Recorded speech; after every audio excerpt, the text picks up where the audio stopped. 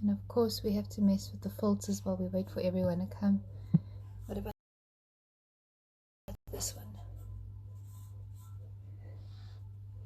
I like this one. It kind of matches the theme I've got going. It's the Starry Night one. You don't like it? I think it's cute.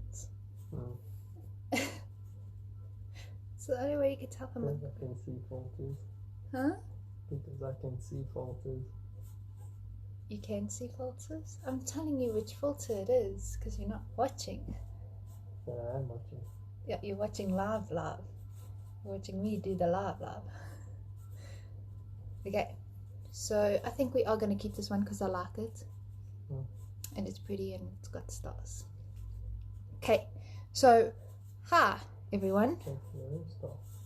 Huh? Hi everyone. Earlier today, first of all, I hope you're doing very, very well. It's been cold, it's been sucky, it's been a very busy week, I think. Yeah, a very busy week. But I hope you have stayed safe, I hope you have stayed warm, and I hope you are ready to go into the new week refreshed, rejuvenated. Kat, if you knock my phone down, I'm going to be very upset. I have an elaborate setup. Girl, don't claw me. Where was I? Oh yes, I hope we go into the new week refreshed, relaxed, and ready to face whatever challenges await us. So my drink tonight is Milo. And of course I've got some gummies and I need a little bit of good vibes and joy because I have a very interesting story for you guys today. So this is from Wick and Fandom. It's the Go Away I'm Reading candle. It smells amazing and I don't actually want to light it because I want to save it for a very, very long time. But like I said, we need the good vibes. Okay, so light the candle. Light. Ah, so pretty. So pretty. Okay. So, earlier today I held a poll on my Instagram to either read a classic book or a book that caused some controversy. And the book I had in mind was very controversial. And luckily that is what everyone picked. So, first of all, I'm a writer. And when I feel particularly frustrated or feel like I'm a very, very bad writer, I watch booktubers review bad books or badly written books. Like Onision's books come to mind. I watched the reviews on all of that. I can't tell you exactly who he is, but his writing was questionable. And then another book popped up that caused quite a bit of a stir way back in 2017, I think, when it came out. And it's actually such a shame because it's such a good idea for a story, and from the videos I've watched it seemed like the author never went anywhere with those ideas. Is that how I can say it? Regardless, I've never read it before, so I got the book and we're going to read the first chapter together, and we're going to then maybe discuss the controversy, or maybe we should do the controversy first. I think we should. So the controversy was that this author somehow scammed her way onto the New York Times bestsellers list. How do you do that? Well, you sell your book at all the stores that contribute towards the New York Times bestsellers list, and if they hit a certain number, then you are on that list. And I think she was quite highly ranked as well. I can't really remember. But the point is, no one heard of this book. They didn't see any promo for this book. So people started investigating, and it came out that she is the one that mass bought the books to get her book listed onto the New York Times bestsellers list. Which is pretty crazy, because I didn't even think you could scam the New York Times bestsellers list. But anyway, so a lot of people were hoping that it was like an advertising strategy that just went very wrong, or that there was a mistake. But the point is, a lot of people were thinking that the book was on there because it was a good book. And from the videos I've watched, it seemed like no one else thought so. No one else liked the book. But everyone's got their own taste. So I got the book so we can see for ourselves. Now I am just going to read the first chapter. And yes, I will show you the cover. The cover really is very, very pretty. And the title, I believe there was some controversy with the cover as well. I think they stole it from a different artist. So I don't really want to shout the author out. So I think I'm going to block it. And I'll just show you how pretty the cover is. Isn't it so pretty?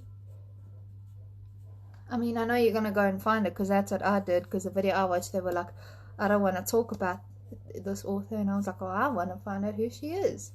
So I did.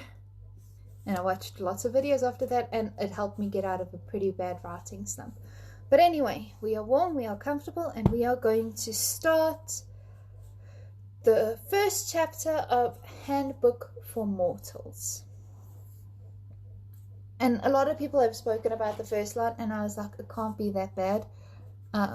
We'll discuss it in a minute, and as a writer, I'll tell you why, when I was doing research and writing my first book and everything, why I would not have done this. Just to shake it up a little. Okay. Chapter 0, The Fool. I've always envied those with normal lives. I don't think I've ever even had a normal month, a plain week, or an average day. At best, I've had brief normal moments here and there. They tend to be few and far between. I'm sure most people would envy me, but some days I think that I trade places in a heartbeat. To me, those moments of feeling normal or getting to do average things have always felt like a cool, sparse breeze on the hottest summer day, or the first breath you take after holding it underwater for as long as you can. I don't really like that, because it's kind of like the old cliche of the main character waking up from a dream. Yeah, that's what it kind of reminds me of. So it's kind of following the same route, but let's carry on, shall we? Isn't it true we always want what we can't have? The grass is always greener, so to speak. Of course, if you really checked out the other side, you'd probably find out that the grass is astroturf, fake and brittle. There's a spelling mistake here. Okay, anyway. No, there isn't. No, there isn't. Sorry, I'm blind. Fake and brittle and lifeless. It sure is pretty from your side of the fence, though. That's a good line. I like that one. I won't cover everything that has been crazy or unusual in my life. If I did, this would end up being a much larger book and would take entirely too long to read. I don't like that either. So is the main character the author of this book? Anyway, if you are going to write, don't do that unless it winds in at the end like, oh, this is why you have read this book, because I, the author/main character, have written this book. But normally it's not a very good, or from my personal opinion, it's not very good to be like, oh, I am the main character and I am writing this story. It's a bit surreal, I think is the word. Or it makes it feel a lot more fake. Where am I now? Instead, I'll start on the day I left home. It marked a turning point, a fork in the road, if you will. I knew I was choosing a path and hoped it would be the right one. Either way, I knew that once I made my choice, that was it. I couldn't double back and try again. It was to be how it was to be. I personally believe some things in life are chosen by destiny with a capital D. Okay? And some things are your choice. You have options in most situations, but there are certain paths that you have no choice but to go down. Ever try really hard to make something happen, but no matter what you do, you can't seem to make it work?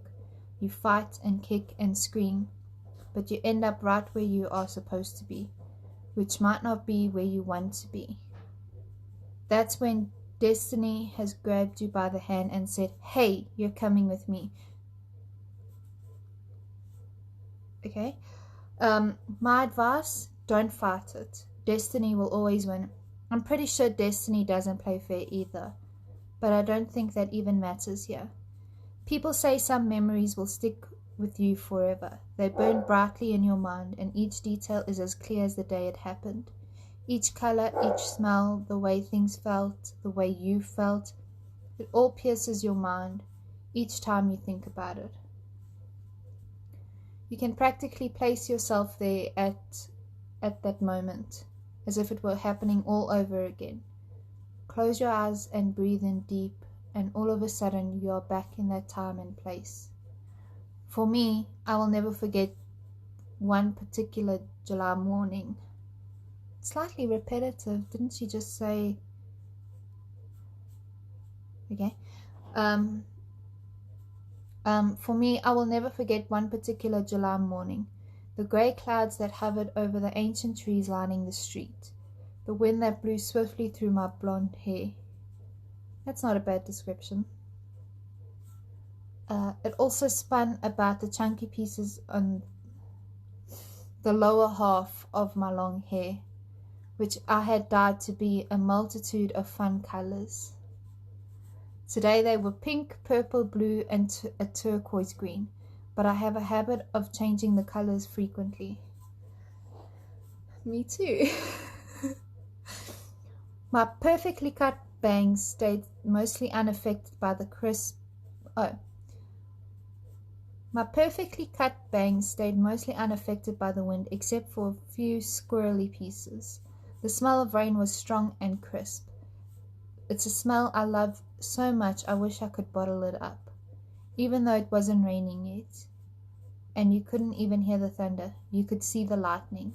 You knew the storm was coming. It was exciting. The energy from the storm that ran through my veins felt electric. The hairs on my arms stood up and goosebumps popped all over my skin. Goosebumps is always a weird thing to describe because it always sounds gross, because it's like bubbled over your skin or prickled over your skin, and it just makes you feel, maybe that's just me. It could just be me. I've lost my place again. Okay. I've always loved thunderstorms. Most people prefer sunny days and puffy white clouds, but not me. I hope for thunder so loud it makes the ground shake, and lightning so bright it illuminates the whole sky. That's good. Good description. Those types of storms are rare and magical in my mind. They have an air of danger and mystery, and it always felt like something exciting could happen at any moment. I paused briefly to watch the streaks of bright light spiderweb across the sky. I wish I had the time to stop and just watch the storm, but this day was important and I had to keep moving. I took comfort in the fact that day storms are not nearly as magical as the nighttime ones. I'd lived in that one-horse southern town my whole life, practically a quarter of a century. What's a quarter of a century? That's 25, right? Cool. My family has owned land in this place since the early 1700s, and my ancestors basically established the little town called Centertown, Tennessee. It's about an hour outside of Nashville and smack dab in the middle of the state, hence the over-obvious name Centertown. Old people say that it was the capital of the state for one whole day before Andrew Jackson decided that the capital should be moved to Nashville.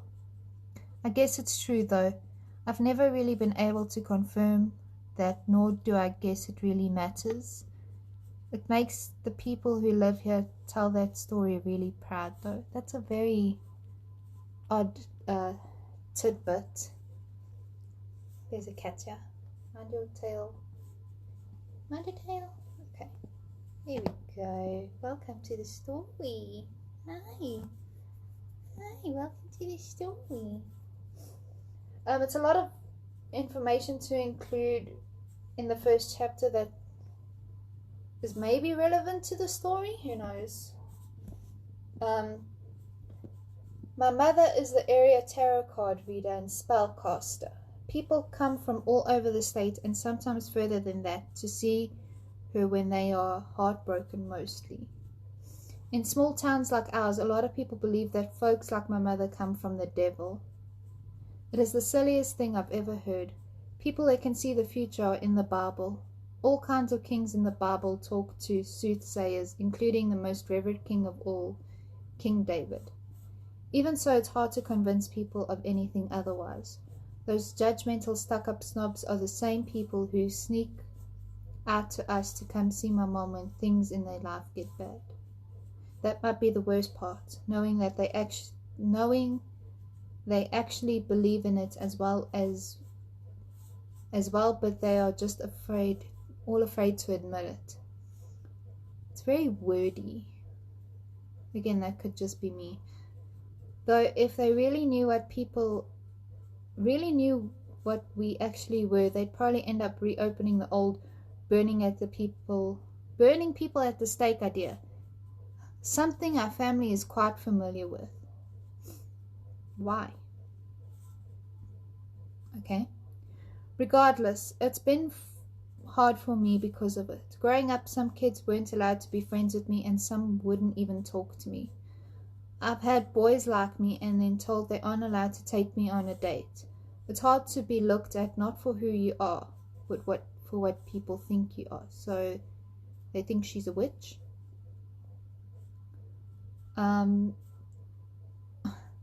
After one long deep breath, I pushed myself off the top step of the huge porch. See, it's a very long way to start the story, I feel. Okay, sorry, I just caught a end sentence. I pushed myself off the top step with the huge porch that wrapped around the antique house and pounded down the wooden steps that led away from the house my family has owned for more than 150 years. My well-worn and once brightly colored but now badly faded with dirt spackle Converse high-top sneakers made a quick tapping noise on each step. I had just replaced the laces on them, so at least they looked somewhat decent. My favorite high-waisted Levi's dark denim skinny jeans, ripped in all the right places, made the swishing noise as I lifted my legs, and my perfect flowy Lucky's top that I wear far too often billowed around me. Another piece of advice that I can give you is personal advice. Really don't spend, it's a personal opinion, it is something that I've been researching and reading and something that I learned over the years. don't focus too much on describing what outfits look like unless they're fairly important or have some special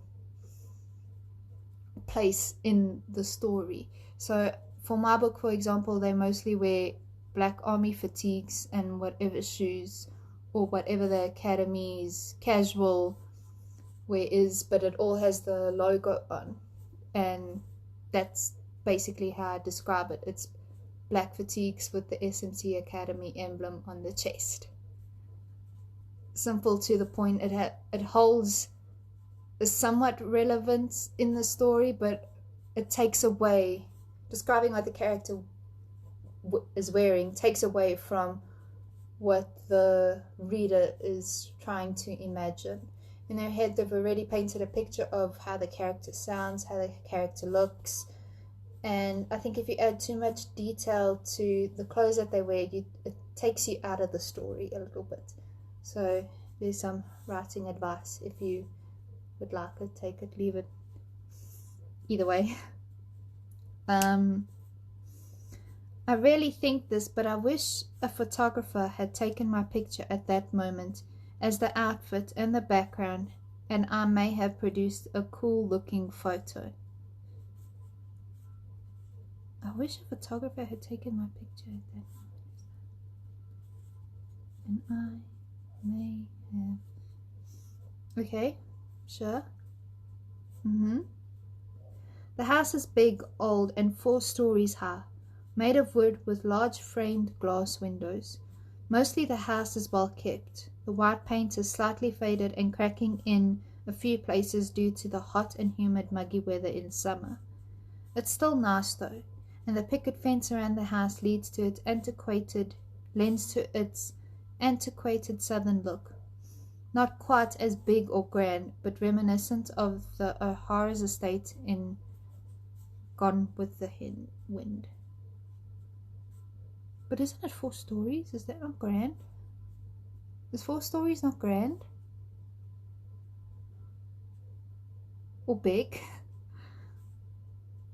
Oh wow. I pushed my long, many-hued hair out of the way the best I could as I threw my luggage into my car. A dark blue streak caught the light with a shimmer. Okay. I glanced at myself in the reflection of the car side mirror. Is she gonna use the mirror to describe herself?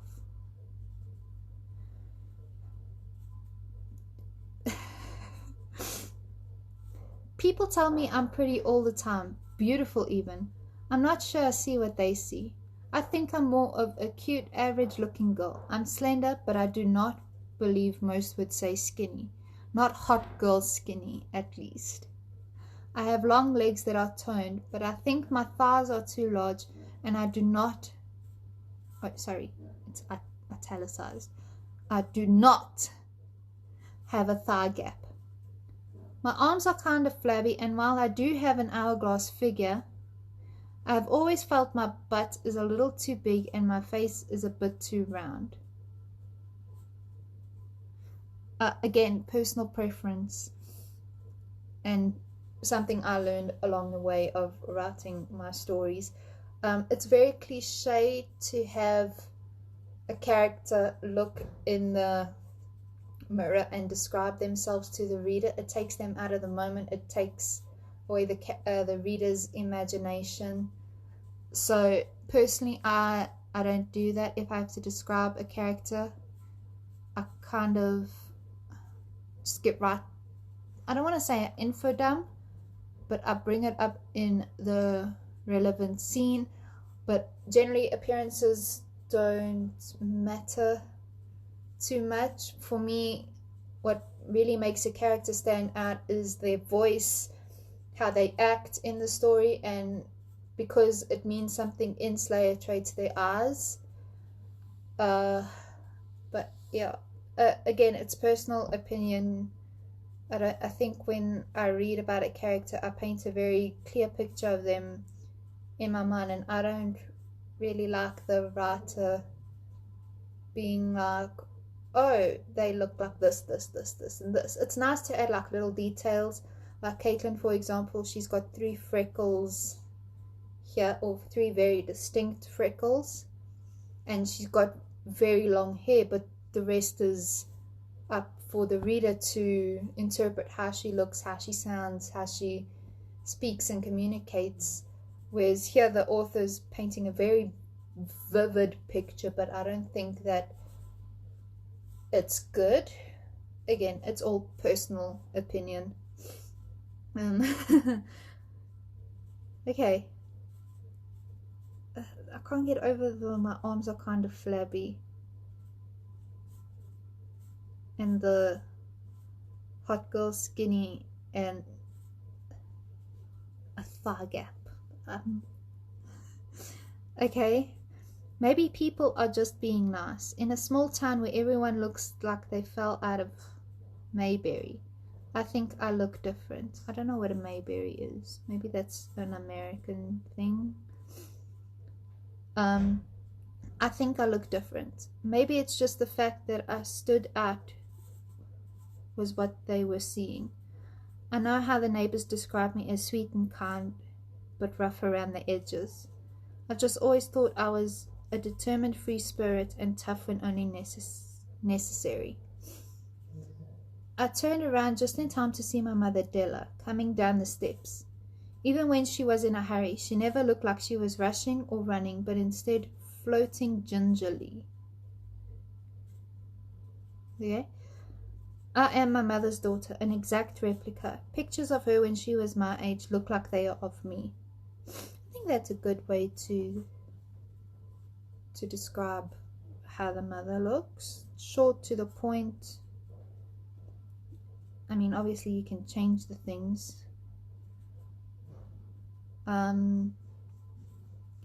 She still looks younger than hers though. There's something about her that says old soul. It's something you can see in her eyes. She says you can see it in mine too. She says it means we've lived many lives, but I haven't felt like I've been able to live much in this one. And that's all I'm trying to do, I guess. Just live. It's a very dramatic introduction. What page are we on? 1, 2, 3. Oh, the pages aren't numbered. Sorry, that's why I'm counting. 1, 2, 3, 4. We're on page 4. And what have we learned? We've learned that she has multicolored hair and not have a thigh gap. Okay. My eyes darted to dark blonde hair, which shone despite the lack of sunlight. I took a deep breath and decided to cut her off before she was able to speak. Okay, again, personal opinion. Oh no, what happened?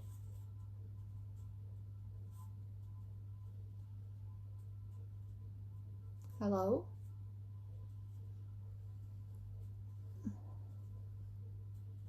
Oh no. Okay, there. I'm back. Sorry. Hi. What was I saying? Personal opinion. Her sentence doesn't really start on a new line. It just starts in the middle of the paragraph before. I don't like that. I always, whenever someone talks, I always start one next.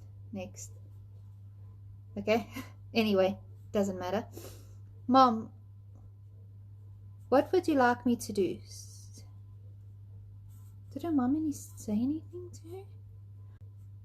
Okay, I'm having some issues with connection. I'm going to try and finish up as quick as possible.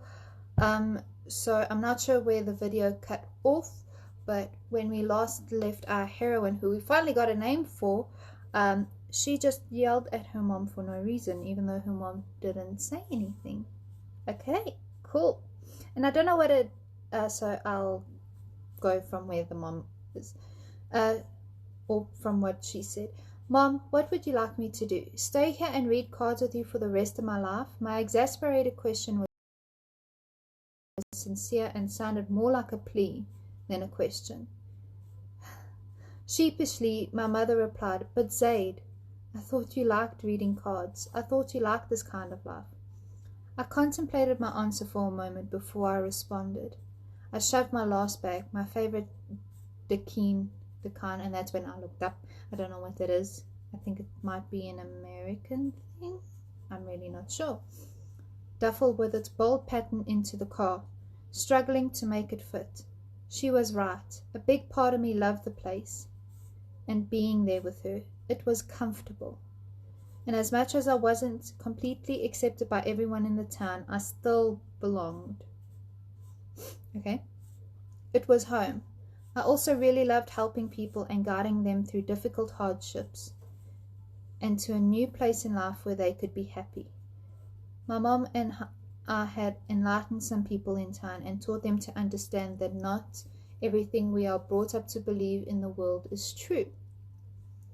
Some were starting to see things differently, and in a few years maybe I would even be treated like everyone else. Regardless of all these things, I knew if I stayed, I would regret it for the rest of my life. I had to do more.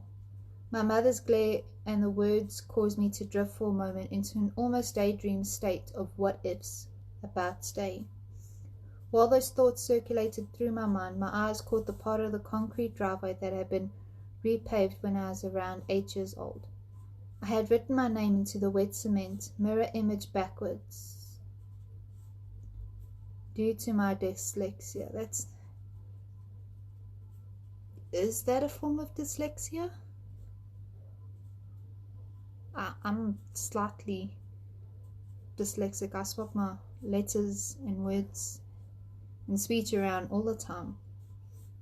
Is there a type of dyslexia that makes you write mirror image backwards? I like that she has a flaw. Due to my dyslexia, I could write things perfectly, but I wrote them backwards. It wasn't until I was 9, almost 10, I could write the proper way without a lot of thought. It baffled my teachers, but was something normal for me. It was also a cool trick at school, as I learned to write fast in either direction. Not all of my memories of this place were bad, and all my history was here, which made it hard to leave. Flashes of raising my own children in that house floated in my head for a few short moments. I pushed those thoughts quickly away, and I knew I needed to snap back to the hurried pace I was trying to keep.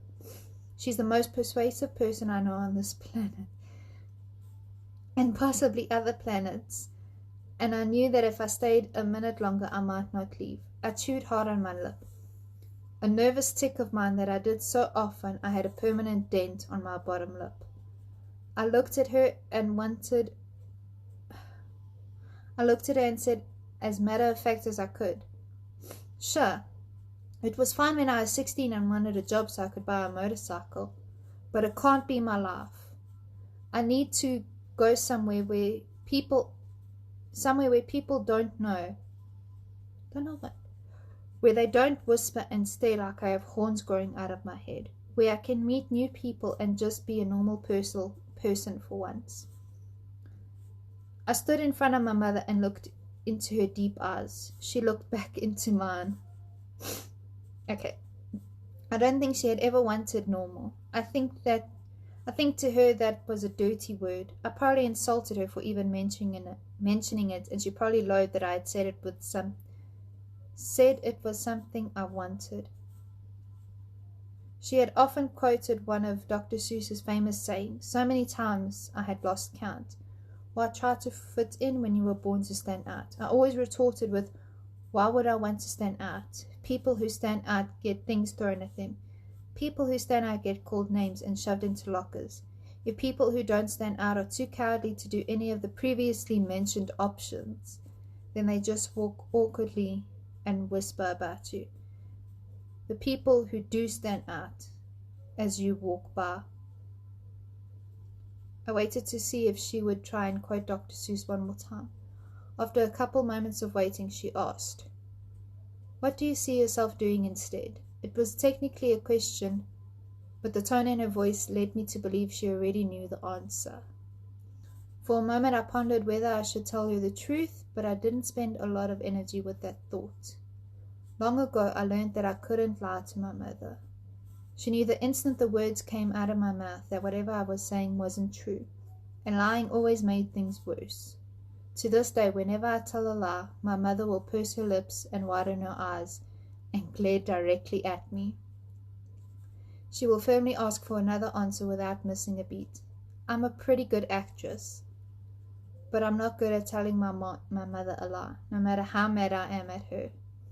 I slammed the trunk of the car shut before answering her, so I had a reason to have my back to her and didn't... What does this have to do with anything? I slammed the trunk of the car shut before answering her, so I had a reason to have my back to her and didn't have to be looking at her when I responded. I ran my fingertips over the edge of the trunk before muttering quietly, "I have an audition." There was a long pause, and the wind rustled through my hair while I waited for her to respond. "You're going to the audition for that show?" she asked. Another question she knows the answer already? Another question she sounded like she already knew the answer to. I was still facing the opposite direction, and I couldn't see her face, but I knew she was grinding her teeth. I couldn't tell if she was asking me or just announcing it out loud. I took one deep breath and spun around to look at her when I answered. "Yes, Mom. You know what? I don't know how you ever got away with keeping me out here for so long anyway." My eyes narrowed as I confronted the issue we had never really talked about. I looked down again as I finished my sentence. It was a hard subject for both of us, and something we both seemed to usually avoid. "I had my way," she said so quietly I barely heard her. I looked up to see she wasn't even looking at me as she answered. She was looking off into the distance. It's very screenplay-y, isn't it? With all the added extra details when I don't think those details matter. Again, it's personal opinion. Anyway, I sighed deeply and as I glared at my mom, waiting for her to look at me again before I answered. I ran my hand over my head, trying to soothe the tension headache I was starting to get. Been there. I wanted her to know that I wasn't a naive little girl I had been when I was younger.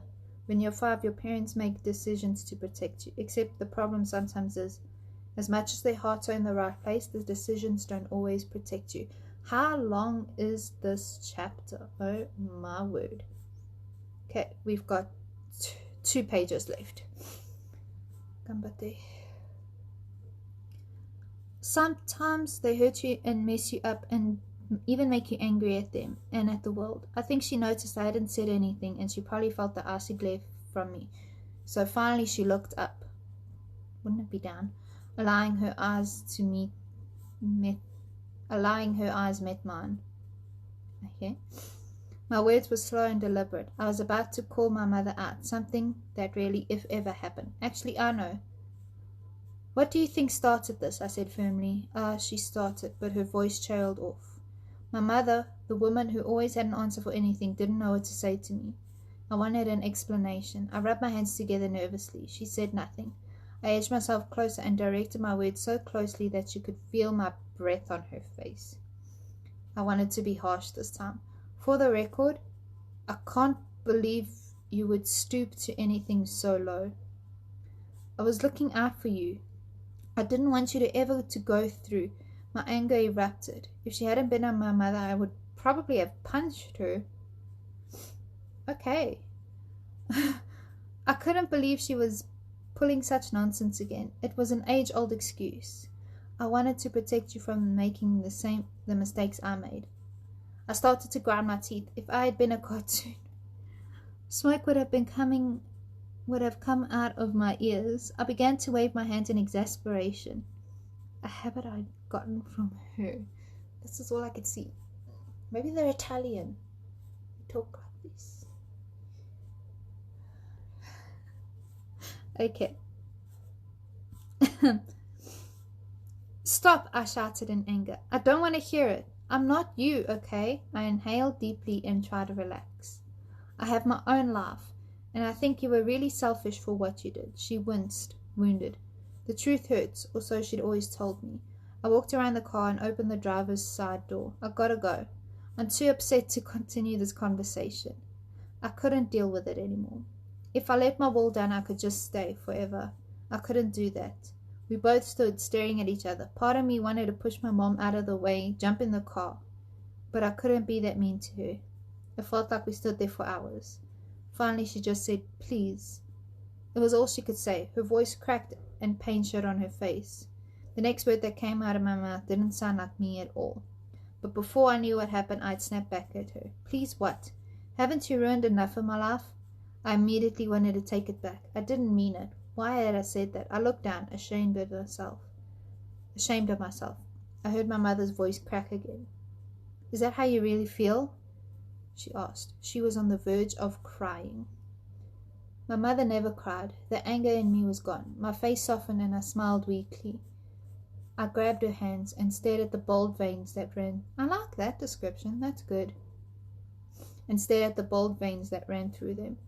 I sighed deeply before I met her eyes. I shook my head lightly. No, you haven't ruined my life, Mom. But you also have to let me go live it now. I choked, unable to finish. She grabbed me tightly and hugged me. She was still holding back tears and swallowing hard. She kept her eyes closed. She whispered in my ear, shh, I know, I love you. She kissed me on the forehead. I closed my eyes and hugged her back fiercely before whispering, I love you too. Before I could change my mind, I jumped into my car, quickly fastened my seatbelt and backed out of the driveway. I turned the radio on right after I threw my car in drive, and the most appropriate song came blaring through the speakers of my car. Okay. It was the opening lyrics to the Dixie Chicks song Wide Open Spaces. I couldn't help but laugh at how truly... I know this song. Sorry. Yeah, I know this song. I couldn't help but laugh at how truly that was my anthem at the moment. I took it as a sign I was doing the right thing as I drove away, and as I drove away, I sang along to the song. Okay. Who doesn't know what I'm talking about? Who's never left home? Who's never struck out?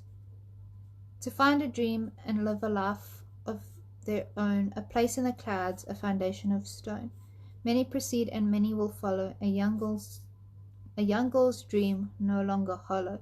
It takes the shape of a place out west. And what it holds for her, she hasn't yet guessed. She needs wide open spaces, room to make her big mistakes.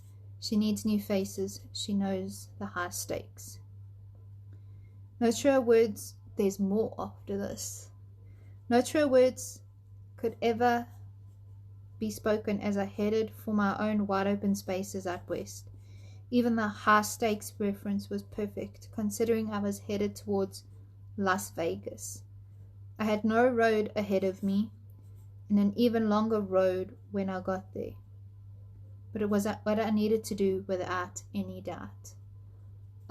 So that's the end of the chapter. I might be a bit biased, but some of it reminds me of a fan fiction a little bit. I don't know if you maybe know this. A fan fiction like gimmick way back in the day was to put the lyrics of songs, and you used to get struck down for it. I did. For a Britney Spears song, but I still love Britney Spears. Hashtag free Britney Spears. So it reminds me a bit of that, and I don't really like that in a published book. I don't know. Personal preference. But from the... How many pages was this? 1, 2, 3, 4, 5, 6, 7, 8. From 8 pages of the first chapter, we don't know much about our main character except that she's got multicolored hair, does not have a thigh gap, and that her mother knows when she lies but she feels bad, and that she did something, or her mother did something. Do we find out?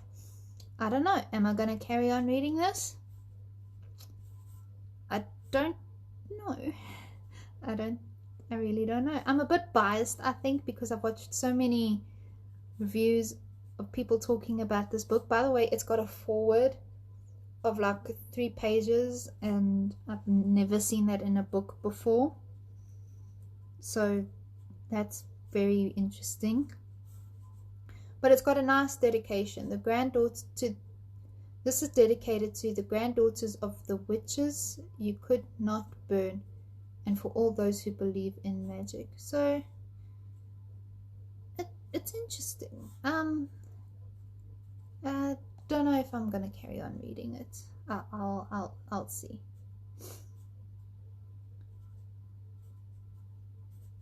Wait, did people actually? Sorry, I'm busy reading here, and I saw Terry Pratchett, Stephanie Meyer, and C.S. Lewis. And you know how they have authors like get advanced reader copies of the book, and then they always write something about it. Like, I'm trying to think of an example. Like Holly Black, The Cruel Prince. Sarah J. Maas said that she really enjoyed it, and she wrote it on the little front page thing.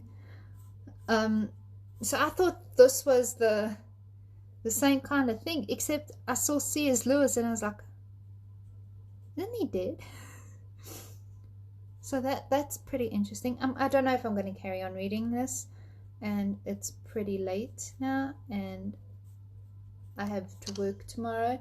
So thank you so much for joining us for this fun little reading, and we'll probably see you next Sunday. I hope you have a good week, peaceful week, a safe week, a warm week, and we will see you next time. Thank you to Wick and Fandom.